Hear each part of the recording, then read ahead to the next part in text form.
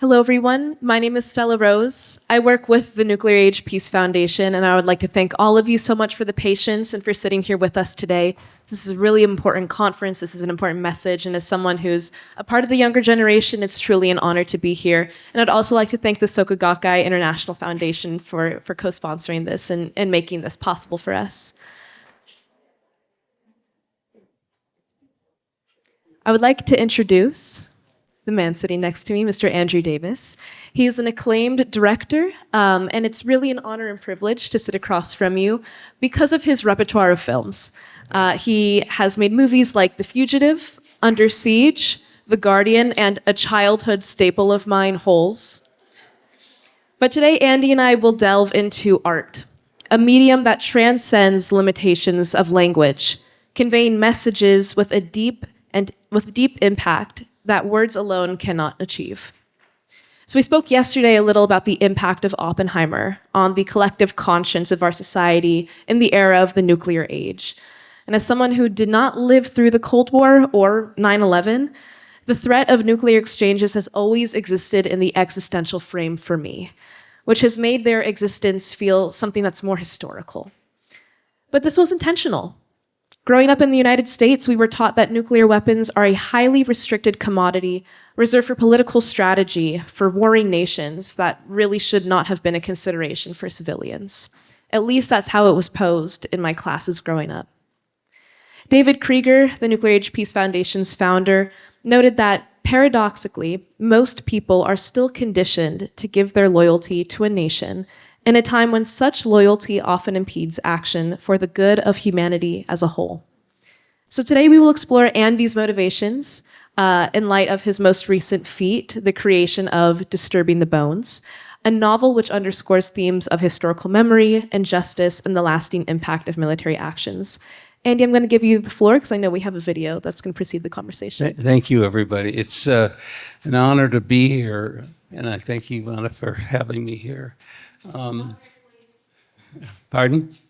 Oh, I'm just very grateful to be here and with this incredible group of passionate human beings who have done a life's work of discovering and detailing and digging up things. I was a journalism major. I come from a left-wing red diaper baby family in Chicago. And I was constantly surrounded by the horrors of war and about nuclear threats. I was under those desks as a kid. You know, the Nike missile bases along Hyde Park in Chicago where we saw them going to shoot down the missiles that came, but they blew them up over Detroit. It wouldn't hit Chicago. We had the steel mills.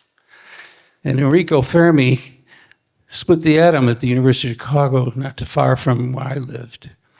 And so my whole life has been political, involved with racism, and all kinds of issues that make the world unexplainable.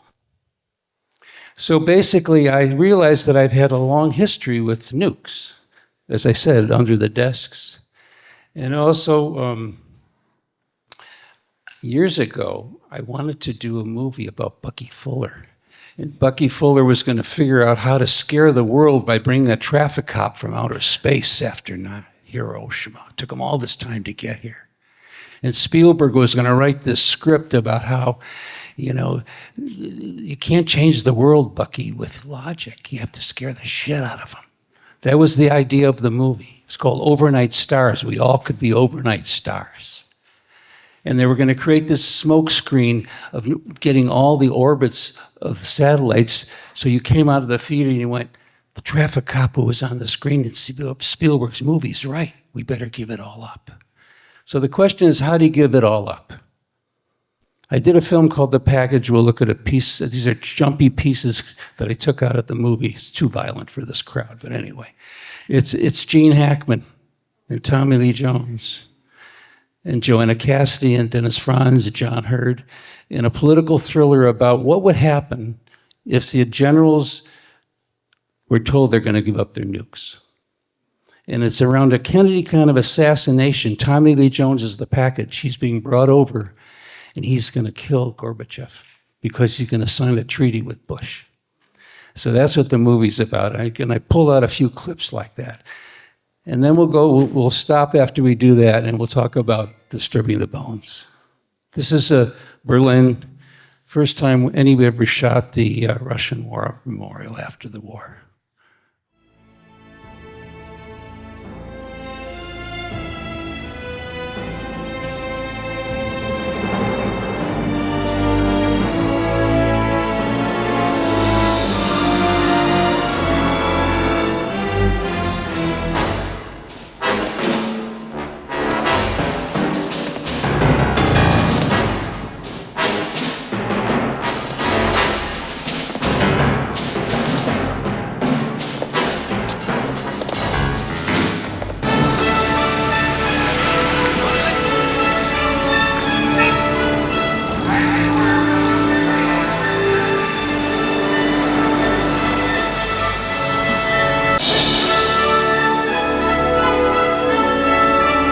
City of West Berlin, scene of what will surely be one of the monumental moments in the history of mankind. American and Soviet negotiators are said to be quite close now to an agreement pulling the world back from the brink of nuclear annihilation and ending the long Cold War. But a major problem remains. Several top Soviet and U.S. military leaders refuse to end their bitter opposition to the treaty, warning that it would mean the removal of the nuclear shield, leaving both sides vulnerable to attack. Nevertheless, the treaty is expected to be finalized today. Look, do you realize... Did you give me an affirmative answer on this? God damn it, Bob. We've exhausted the option. Tom, this is insane. Listen, we have total support. I'm out of it. I'm out of it. Talk to me, Bob.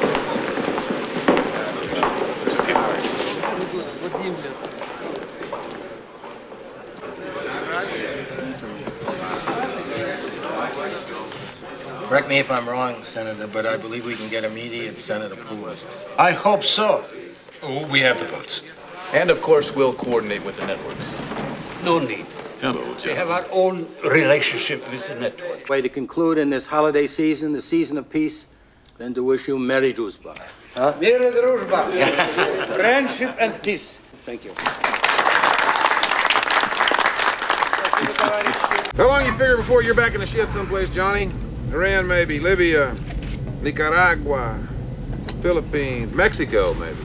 Hey. That's what I signed up to do. Right. You're a patriotic individual, John. I don't have a problem with that. No? You're a mercenary, John. You're a merc for the country you were born in. You know it. You remind me of my dad. He had this little body and fender business he ran out of a shack right next to the house. And he had this little American flag he'd run up on a pole sticking up out of that shack every day of his life. He runs up the American flag, and when he died, we had to borrow the money to bury him. What's the point? The point, John, is that the Soviet and American military-industrial complex has the entire flag-waving, patriotic world right by the balls. Now, you know that. What'd you do, read a book, Walter? You think I'm full of shit, don't you, John? I think you're going to prison, Walter. You don't know where I'm going. What's that supposed to mean? It's a joke, Sarge. It's a joke. I'll tell you what's not a joke. You go to that court-martial, you better get those ribbons on your chest, get your hair cut, shape up. Be somebody. That's right. Be all you can be. Jeez.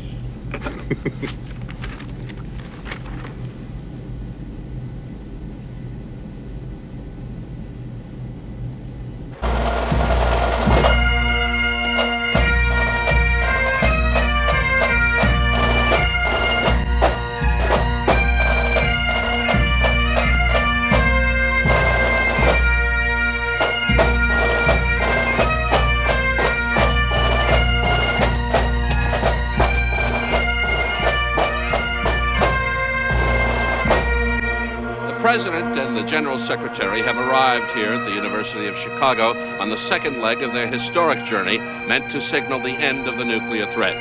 The two leaders are placing a wreath at the memorial here on the campus near the spot where Enrico Fermi and a team of dedicated scientists first cracked the atom, opening the way not only for the use of nuclear energy for peaceful purposes, but for the creation of the horrible weapons of mass destruction that the Soviet and American treaty now aims to eliminate.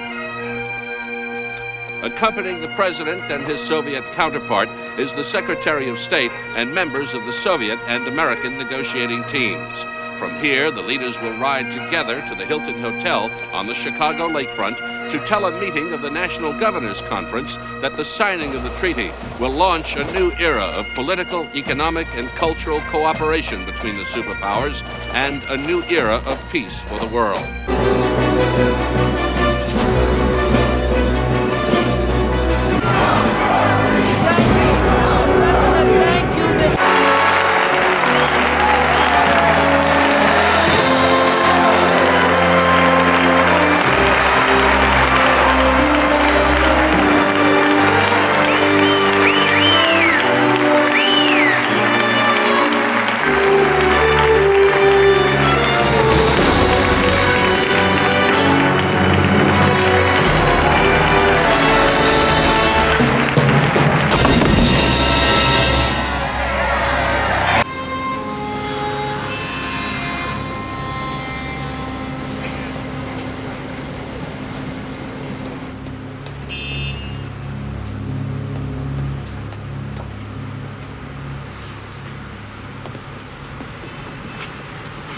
He's dead.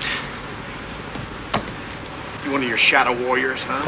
Get your goddamn hands off me, Sergeant. Better take your fucking head off. This was your operation right from the very beginning, wasn't it? You killed General Carlson, the whole thing. What operation, Sergeant? I don't see that anything's happened here. There's a body in there. Yeah. Body of a man you smuggled into the country. If I were you, I'd run. What are you working for the Russians, huh? They hire you to kill one of their own? Or you miss war so much you're trying to start one all by yourself? Hasn't been a world war in 50 years, Sergeant. You ever wonder why? It's nuclear weapons. We want them, the Soviets want them. We? Who's we? A bunch of nutcases?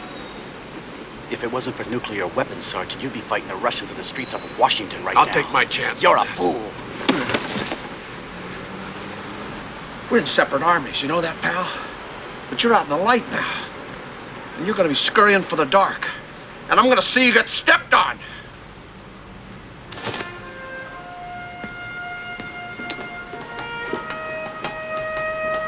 You're a dead man, Sergeant. Worldwide joy surrounding the Soviet-American Disarmament Treaty continued today, but on Capitol Hill a more somber mood as Army Sergeant John Gallagher went before a closed-door session of the House Intelligence Committee to tell what he knows about the bizarre plot to assassinate the Soviet General Secretary and prevent the signing of the pact. Evidence of the plot, hatched by renegade Soviet and American military leaders, surfaced only hours after the treaty was finalized. Gallagher's information has already led to the discovery of the bodies of one and possibly two of the would-be assassins. Sergeant Gallagher has also identified the still missing Army Colonel Glenn Whitaker as one of the leaders of the conspiracy. Intelligence officials vow to pursue all possible angles in the case, no matter where they may lead.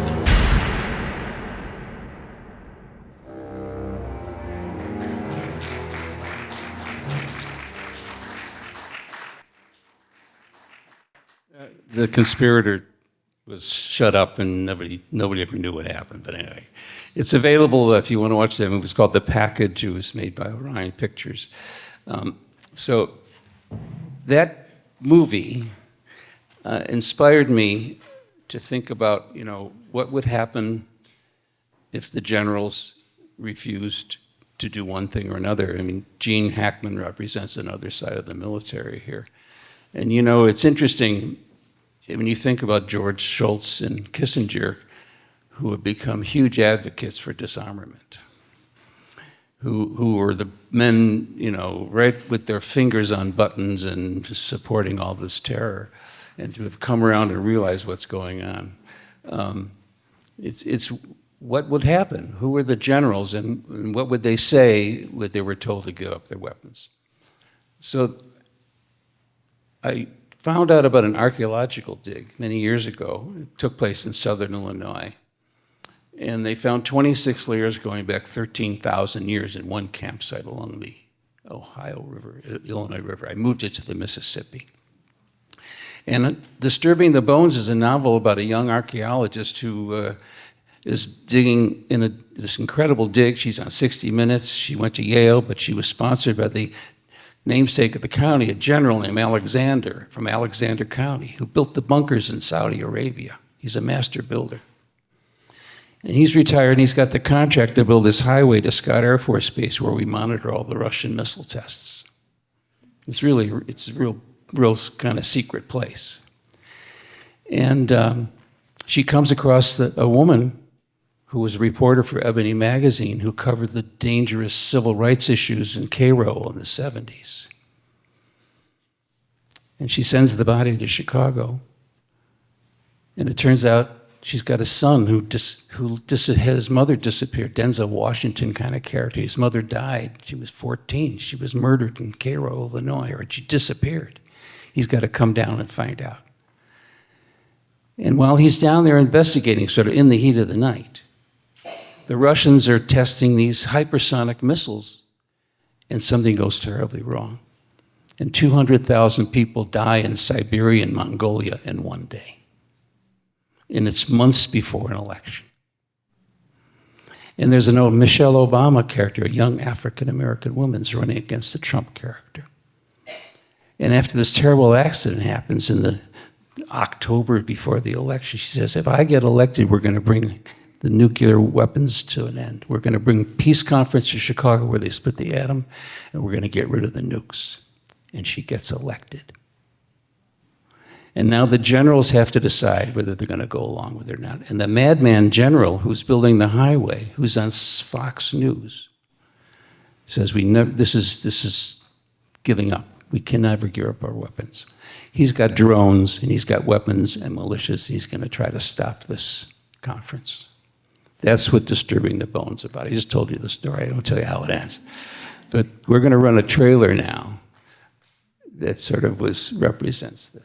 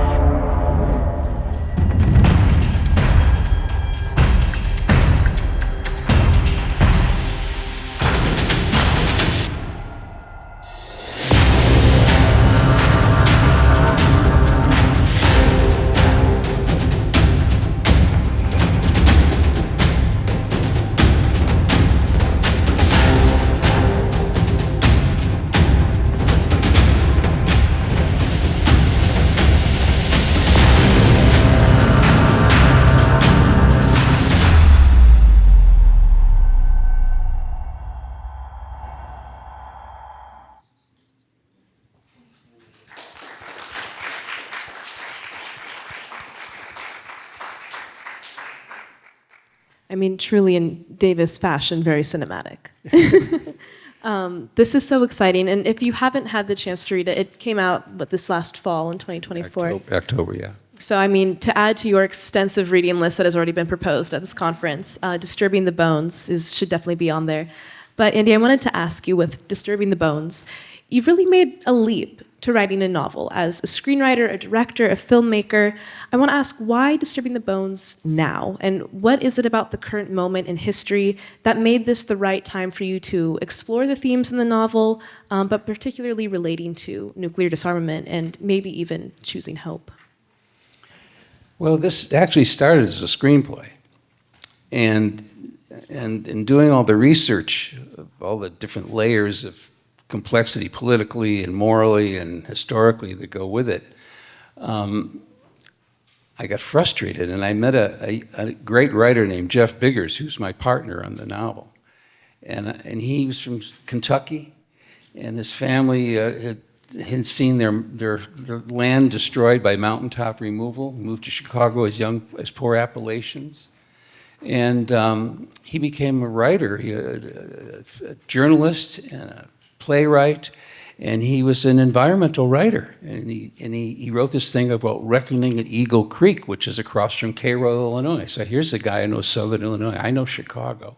He knows the history. And I learned all kinds of amazing things. For example, Lincoln let slaves come into Illinois, even though it was just illegal, slavery was illegal, from Kentucky, because they were mining salt, which we needed to get on the buckboard so people could survive to get to the West Coast to preserve their food. I mean, everything was so tied in and related. So we said, let's just write a novel, it'll be easier. We can put all these things in the characters and develop their backstories, and then we can strip it back down to a screenplay. So that's how it happened. In terms of the themes, when I heard about the archaeological dig, and this amazing find, the most significant find in North American history at the time, I thought, what are they going to remember us for? We're going to be remembered for our missile silos. That's what's going to be left in the ground. And they'll come down from Mars, or, Musk will have cousins or something coming down from Mars, and they'll say, they all disappeared. They blew each other up. So the metaphor is these people were trading for thousands of years with each other and lived in peace, pretty much, and what are we doing? It's funny you bring that up, actually, about that kind of collective memory and how we're going to be remembered. And I think right now, especially in this country, just speaking as an American, we're finding ourselves in a bit of a peril time. We have a rise of censorship happening, banning of books and language that cannot be used by the executive branch in our government. As someone who studied journalism in college, with that, I think, journalistic prowess that you have, that you've put forth in your films, I want to ask you, how can art, and that includes literature and film, kind of speak truth to power in light of these challenging times, especially with social media that I think a lot of young people have utilized to try and speak that truth to power? What about a novel, kind of writing in that fictitious lens about, historical fiction? How do you hope Disturbing the Bones will ultimately accomplish that? Well, I was very happy to hear how many young people saw Oppenheimer yesterday. And I really applaud a filmmaker who can take that book and do what he did with it. He walked away from Warner Brothers and went to Universal. They didn't want to do it. He'd made all this money for Warner Brothers, and he went to Universal. It's interesting because I became a filmmaker because I was a journalism major. We was during the war in Vietnam, and I was working at WILL with my friend Tom Holman, who created THX, THX 11th, and we would, we were behind the camera. We were doing this, putting the weather and the stock markets, and finally I was doing the student news. And what draft card got burned today, and who's going down to Selma, and that kind of stuff. And we would read the UP and the API wire service reports about Vietnam, and they were lies. We had friends in Vietnam. We had friends who were over there. And so I didn't want to keep reading what was handed to me and continuing the lies. And so I said, well, I'll get more in photography and more in journalism. And so that's how I sort of got in. But I always wanted to tell journalistic stories. And my movies are a lot of sort of action, kind of tough guy movies, but one, Above the Law, Code of Silence, Under Siege, there are very political stories in all of these movies. So we're doing an action movie where you get everybody excited about something, you can layer in some political kind of stuff. So, what was the question? How does a journalist get involved in these issues today? The answer to your question is, you got to get kids to see movies. You got to get it on the net. And there's a whole way. Kids don't read novels in paper anymore. So I got to get a big actor and big studio involved and make this as a movie that people want to see. And the studios will say, we don't want to make political films now. And you're trashing Trump. No, I don't even want to make a... So the question is, how do you find the way to get this movie made? I understand that the wonderful novel is going to be, a wonderful true story is going to be made into a book. And this will be fantastic. Wonderful. And I wanted to ask you one last question, so that way we can all go ahead and eat. But in light of the spirit of choosing hope, I wanted to quote David Krieger, and I think this quote has actually been said up on a panel already, but he said that peace is a process that must be continually renewed. So how do you see the role of art in contributing to the renewal of peace, particularly regarding nuclear disarmament? How does Disturbing the Bones fit into that process, into that renewal? Well, it's a story about an accident. Yesterday, we heard about all these incredible accidents. We're just lucky to be here. And so maybe it's going to take a terrible accident that kills a lot of people for the world to wake up. That's what the trigger of the story is. You know, and unfortunately, it goes back to this idea: can you treat people with logic? With that, Churchill said, "There's always been wars." How do you get people to shake them up and say, "This is the time we have to change our thoughts drastically"? And actually, I have a follow-up to that. The role of art, I think, it speaks to us differently. It's a different language. We conceptualize art, film, literature so much differently than we do speeches, than we do treaties and UN jargon that sometimes feels inaccessible to students or to young people generally.